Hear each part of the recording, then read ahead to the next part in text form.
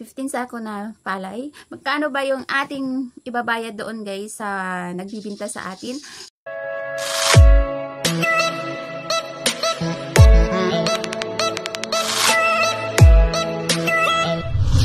Ayan, yun po ngayon yung ating i-share ngayon dito sa ating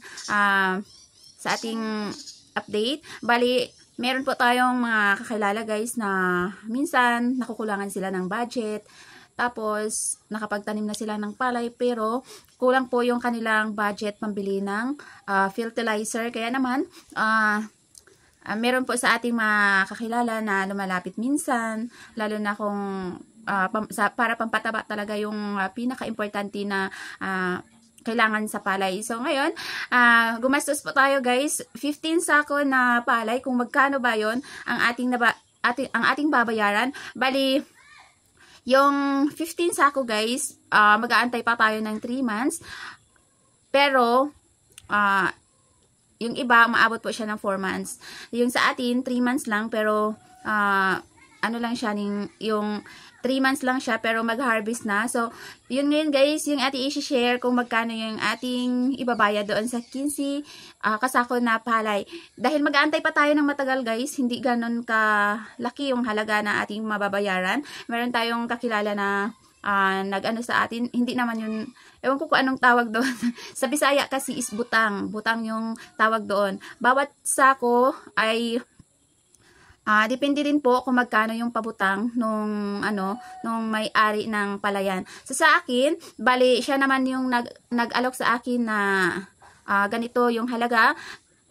Feel ko naman na okay naman din kasi kisa matingay yung ating pera, na lang natin, ibutang na lang natin ng palay. Bali, one sack, sa isang sako guys, nagkakahalaga po siya ng ng 500 pesos. So, kung meron kang 15 kasako na palay na nabutang, hindi ko alam kung anong term doon or Tagalog sa nabutang, gibutangan, or yung advance ba, wala pa yung hindi pa nag-harvest, pero bumili ka na sa kanya ng advance. Bali, 500 per po sa kanya guys, per sack.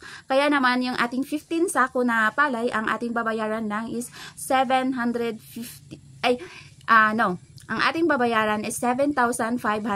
Meron na tayong 15 sako na palay, kaya naman makakaano tayo guys, lalo na kung ngayong November mag-harvest na talaga siya. So magkakaroon tayo ng maraming budget ng bigas. Pwede natin ibinta, pwede rin natin na ipapautang.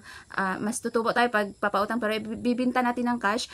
Tama-tama lang din yung ating kita. So, kahit pagpalagay natin, meron tayong sa 15 sako, kahit pagpalagay natin na 5 sacks na 50 bigas, ayan, na rin tayo, kahit ilagay natin ng tag 2,525, kikita pa rin tayo guys doon sa kasi 15 sack is marami-rami na rin yun.